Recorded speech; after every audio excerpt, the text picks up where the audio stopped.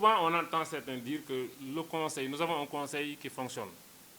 C'est vrai, ça c'est un argument que j'entends très souvent. Nous avons un conseil qui fonctionne, qui procède à des nominations, qui organise des sessions disciplinaires, tout ça, etc.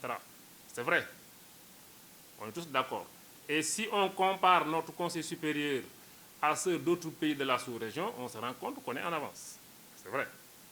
Mais le problème, c'est que est-ce qu'on doit se contenter de cela? Est-ce que le mérite d'un organe ou d'une institution, c'est juste de fonctionner? Je ne pense pas que ce soit ça, le mérite ou l'ambition qu'on a pour un conseil supérieur. Parce que quand on parle de l'indépendance, on parle de l'indépendance du système judiciaire. C'est ça l'indépendance. Il faut que la justice puisse fonctionner à l'abri des pressions, à l'abri des interférences, à l'abri des ingérences. D'ailleurs, la définition que nous donnons dans cet ouvrage, c'est la capacité du système judiciaire à fonctionner à l'abri des ingérences et de tout risque d'ingérence ou d'émission de la part de quelque pouvoir que ce soit. Mais entendu de cette manière, l'indépendance dépasse le cadre du seul juge. Parce qu'un juge, même si les juges sont indépendants, si dans le système judiciaire, il y a des règles qui font que finalement un autre pouvoir a la possibilité de s'immiscer dans le traitement des affaires judiciaires, ça pose problème. Et on a toujours cité en exemple le cas de notre parquet, où c'est le ministre de la Justice qui a la possibilité de donner des ordres à une autorité judiciaire qui est le parquet, et qui ainsi s'immisce dans le traitement des affaires judiciaires. Ça, c'est une atteinte à l'indépendance de la justice. C'est parce que c'est une atteinte à l'indépendance de la justice qu'en France, finalement, ils ont réformé leurs dispositions. Et depuis 2013, le ministre de la Justice en France ne peut pas donner des instructions. Et c'est tout ce qu'on demande aujourd'hui aussi au Sénégal, c'est que l'on conforme le fonctionnement des parquets aux standards internationaux d'une justice indépendante et équitable. Ça, c'est un exemple qui montre que l'indépendance du système judiciaire dépasse le cadre du seul juge. Mais même si on met de côté l'affaire du parquet, même pour les juges du siège, un système judiciaire, ce sont des articles, ce sont des acteurs et des règles.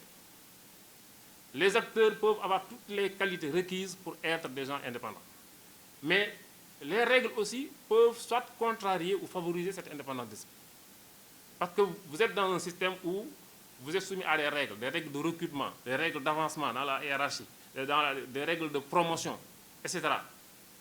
Selon que ces règles-là sont contraignantes ou non, l'exercice de votre indépendance d'esprit peut être difficile ou facilité. Et donc, c'est à ce niveau que réside l'importance d'un organe comme le Conseil supérieur de la magistrature. Parce que si on laisse les magistrats travailler dans des situations de précarité absolue, ça peut déteindre sur le comportement. Parce que tout le monde n'a pas la même forme de résistance, et certains peuvent être tentés de céder à la facilité ou à la docilité, etc. Et c'est pourquoi, dans toutes les constitutions, on prévoit le principe d'inamobilité. Le principe d'inamobilité n'existe pour aucun autre fonctionnaire que pour le juge. C'est parce qu'on estime que ce juge doit être mis dans une situation de stabilité et de protection statutaire.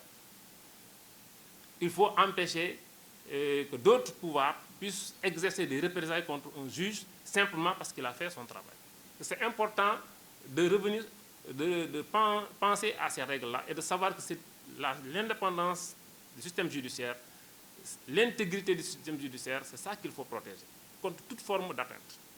Et c'est ça aussi l'intérêt de l'existence d'un organe comme le Conseil supérieur de la magistrature. Maintenant, quand on comprend ça, on comprend aussi les exigences qu'il faut par rapport à un Conseil supérieur. Un organe qui est censé limiter l'influence des autres pouvoirs sur le fonctionnement de la justice.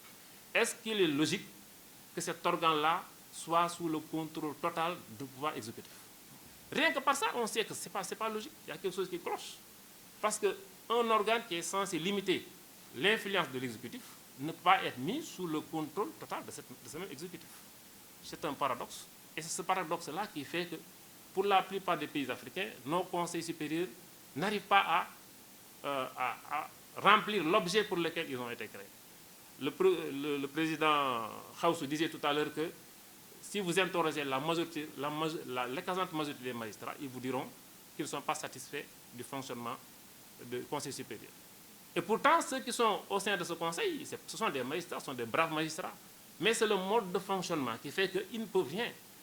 Tout ce que veut le Conseil, à quelques exceptions près, passe comme lettre à la poste. Parce que c'est le Conseil qui dirige. C'est le Conseil qui a les...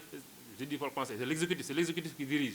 C'est l'exécutif qui a les principales prérogatives, qui fait les propositions, qui fait les nominations. C'est l'exécutif qui organise selon son bon vouloir. C'est l'exécutif qui fixe les dates de réunion selon son bon vouloir. Finalement, le Conseil, c'est juste un organe de consultation chez nous. En dehors de la matière disciplinaire, le Conseil supérieur chez nous, c'est un organe de consultation. Or, l'expérience a montré, nous avons essayé de faire le parallèle, de faire une comparaison entre notre Conseil et celui d'autres pays, notamment ceux de la Tunisie, du Maroc, du Togo, etc. Il y a au moins deux conditions pour qu'un Conseil soit efficace. Il faut qu'il soit d'abord autonome par rapport aux autres pouvoirs. Il faut qu'il soit doté de prérogatives suffisantes, de prérogatives étendues, qu'il puisse s'occuper de manière autonome de la carrière, de la gestion, en faisant des propositions, et parfois même de la formation, pour qu'il puisse consacrer l'autonomie du fonctionnement de la justice. Si vous n'avez pas ces deux conditions, ce Conseil, il va exister comme ça de manière organique, mais il ne pourra pas remplir son objet, et c'est ça qui va être la source de toutes ces frustrations des collègues, qui au lendemain des réunions du Conseil se demandent mais pourquoi tel a été nommé, pourquoi pas moi, etc. etc.